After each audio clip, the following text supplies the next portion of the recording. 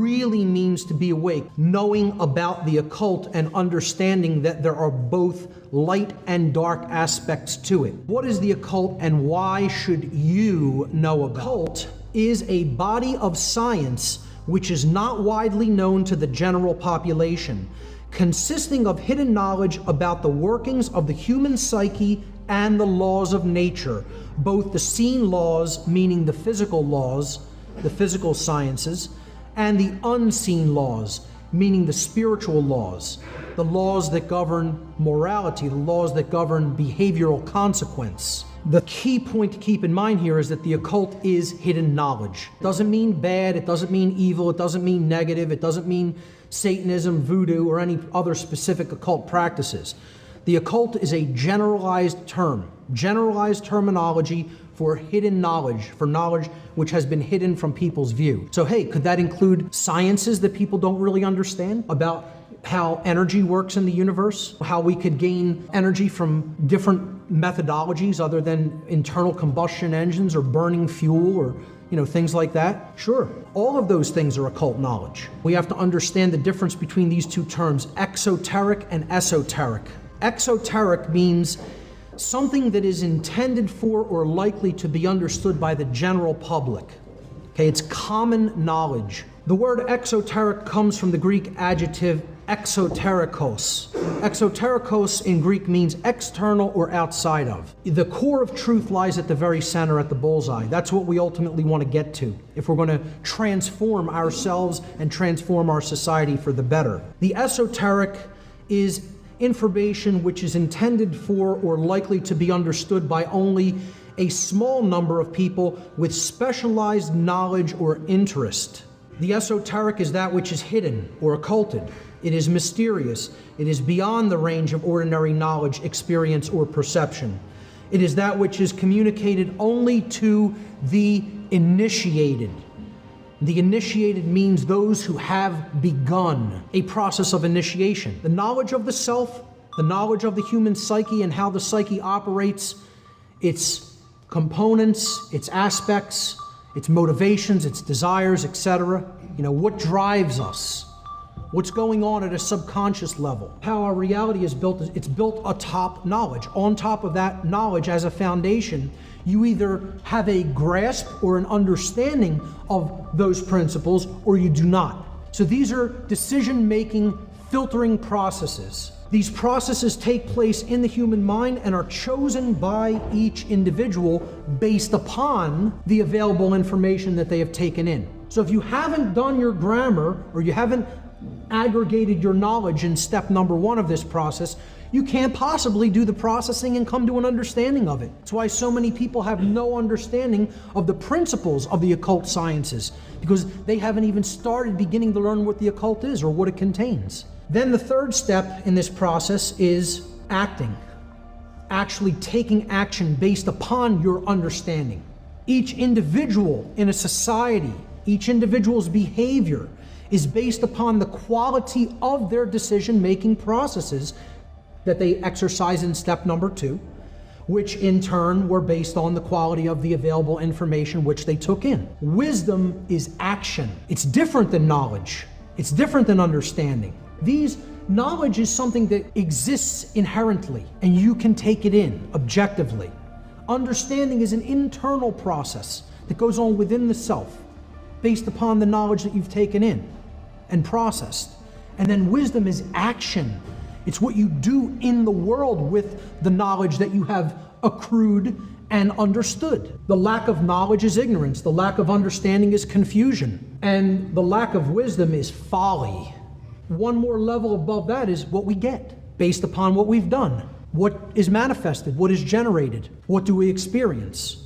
The manifested reality. It's the quality of the conditions that we experience. And the quality of the condition which manifests collectively in our society, in any society, is based upon the aggregate quality of behavior within that society. So again, it's a stepwise progression. What we've taken in, what we've come to understand, how we behave, what we get. If you understand one slide, deeply understand this process, Because this is what the dark occultists do not want people to understand. That's the real law of attraction, folks. Not the New Age variant of it, not the New Age hokum mysticism. I want to sell 1 million billion books telling people what they want to hear, law of attraction. Okay? This is how the universe actually works inherently. And it describes not only how it works, but our relationship to that process. And this is what they don't want you to know. The Comitian tradition, this is the ancient Egyptian system of moral teachings, of occult practices and beliefs. The Comitian people were from Egypt, which was then called Kemet. Kem or Kemet means the black land, or dark in ancient Egyptian. The term may have referred to the darkness of the soil of ancient Egypt caused by the mineral deposits left by the yearly overflow of the Nile River in the Nile Valley. The English word Egypt is derived from the Greek Aegyptos, which means Memphis. The original name in Comitian, or in ancient Egyptian, for the city of Memphis was called Hut-ka-Ptah. Hut-ka-Ptah means the temple of the spirit of Ptah. Ptah is one of the highest creator gods in the Egyptian pantheon of gods and goddesses. He was considered a very important creator god. He was actually considered the first and greatest of the alchemists, those from Kem, the teachers from Kem, where the word alchemist and alchemy comes from. So Ptah was considered one of the original master teachers.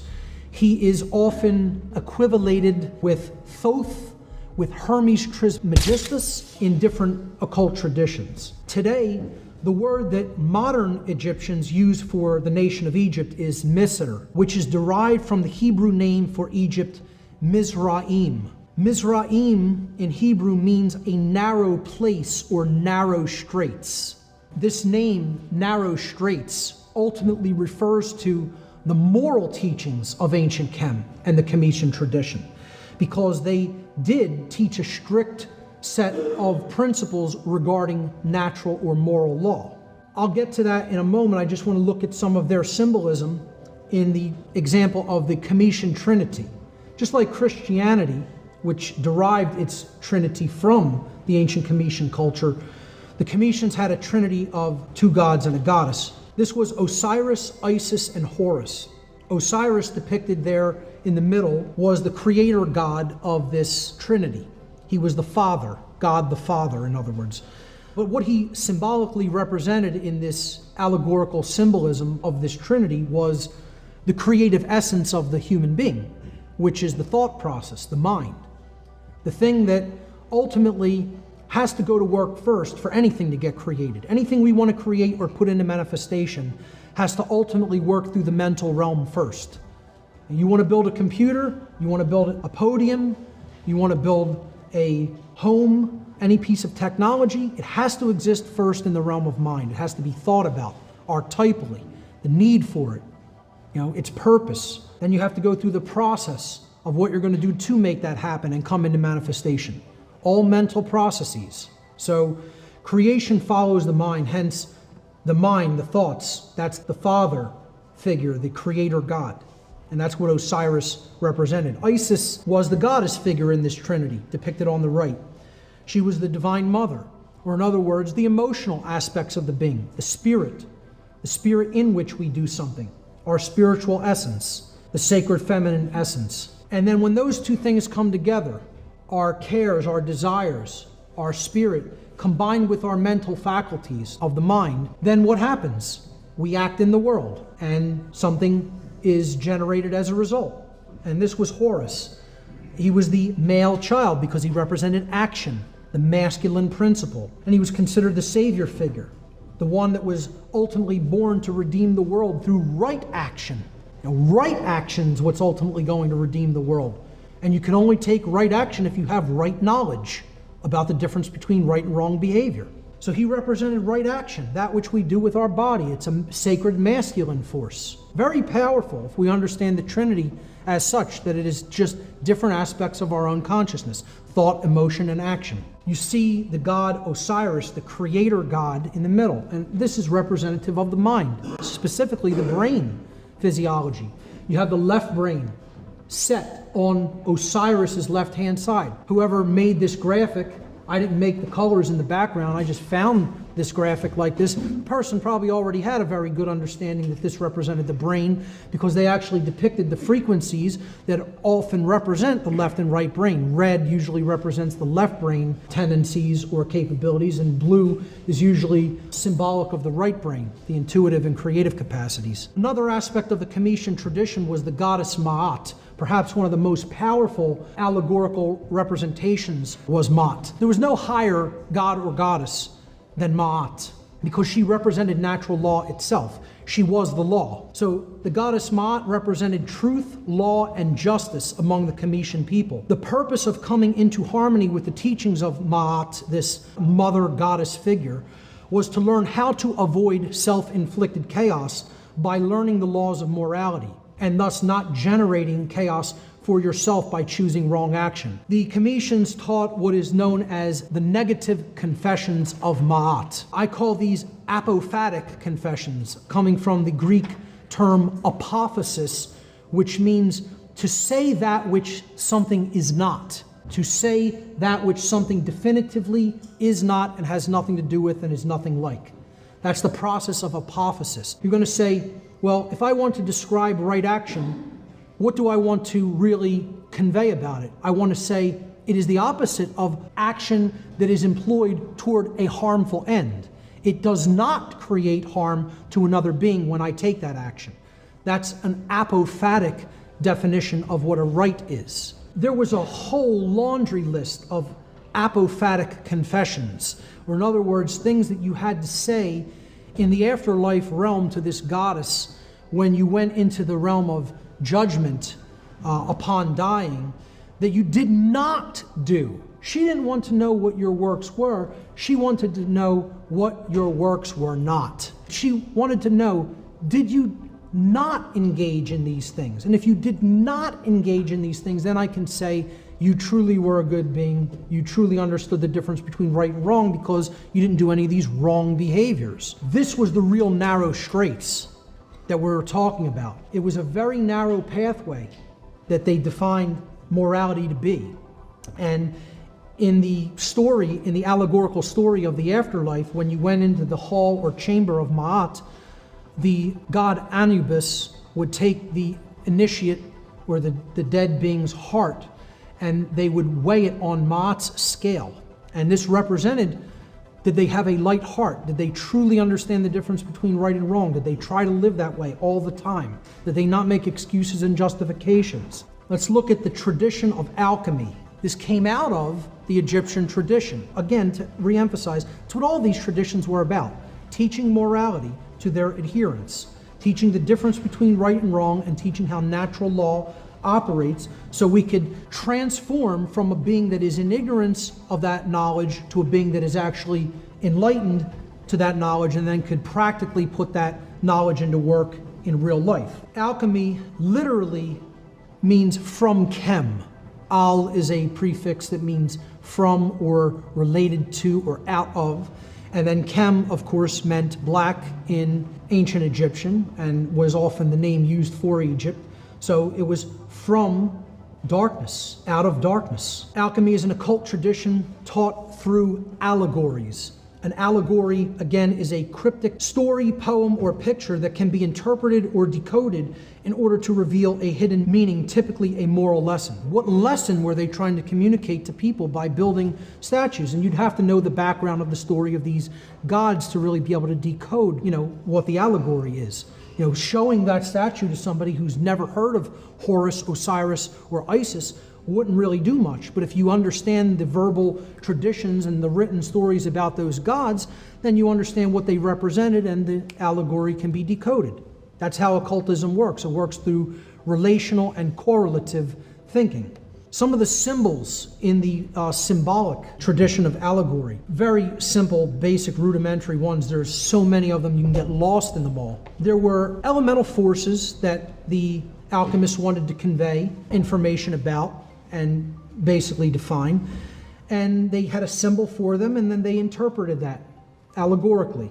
And here's some basic ones. The symbol of earth, an inverted equilateral triangle with a line going through about the 2/3 point if you take the measure from the base to the apex. The symbol of earth represented inherent characteristics of the being. Air represented the intellect, and that is the pure intellect, meaning the left brain modality, our ability to compute, our ability to define things logically, our ability to break things down, analyze, etc. Water, the inverted triangle, represented emotion, intuition, and creativity. Again, that sacred feminine essence, dealing with largely emotion and the sacred feminine qualities. And then fire, an upward pointing triangle. Again, we've seen that inverted triangle in water representing the chalice, called the chalice in many older symbolic traditions. And the element of fire in alchemy was the upright pointing triangle, which represented the blade, or again, a rudimentary masculine phallic symbol representing action, willpower, and courage. Okay, the actual ability to create change within oneself and to go out and create change in the world. Then there was a fifth element. So you have earth, air, water, and fire, and then you had the quintessence, meaning the fifth essence. The fifth element was spirit, represented by a solar wheel with 8 spokes, a circle and then an eight-spoked cross in the middle of it. This represented the divine spark or the divine essence within all of us. You know, the essence of the source or the creator, the underlying intelligence in nature, which is ultimately present in everything within nature, including us. Alchemists speak of something called prima materia, or starting matter. Starting substance is what prima materia was. Again, the starting substance is the human being that needs to be purified, that needs the impurities removed from them so that they can come to a more clear and accurate and de-occulted understanding of the laws of nature. The starting substance, or prima materia, is used at the inception of the alchemical work, the beginning. Silver is considered to be one of the starting substances. There are others, but silver is one of the main sources of prima materia in alchemy. The alchemical symbol for silver is associated with the moon because silver represented in alchemy the feminine aspects of the human psyche, including the attributes of intuition, inner wisdom, compassion, open-mindedness, and contemplation. And that's what you need to begin. You need that sense of open-mindedness, of desire, of willing to learn, willing to open yourself up and receive. The truth is always out there, but we have to be open to receive it. That's a feminine quality. Absolutely essential and central to the tradition of Kabbalah, which means reception. The second phase of alchemical transformation is albedo, which means whitening. Albedo represents the process of spiritual purification, the burning out of impurities from the salt or hardened ego.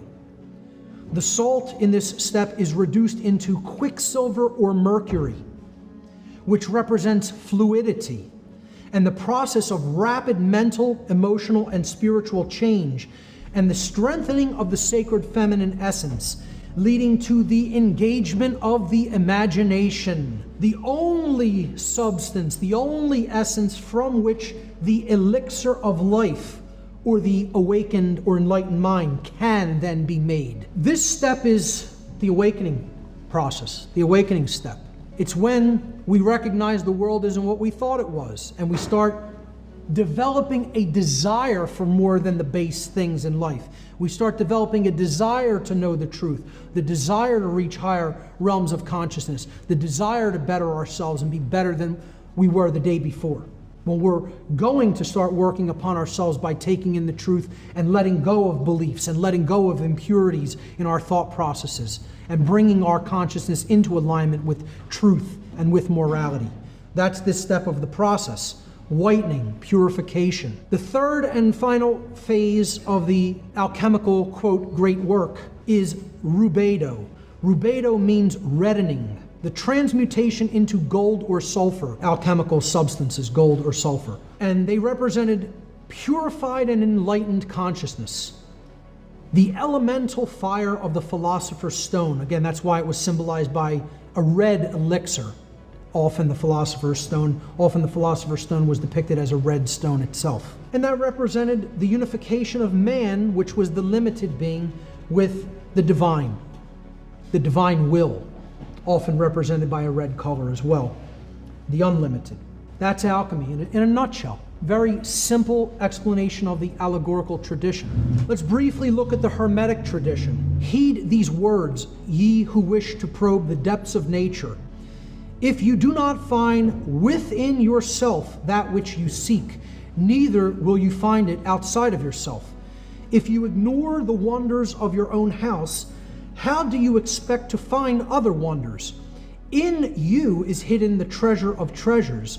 Know thyself, and you will know the universe and the gods. To know the self is to know the universe. To know the universe is to know the self. It's to understand the dynamic interplay between free will and natural law, a theme that comes up over and over and over again in occult traditions and teachings. I can't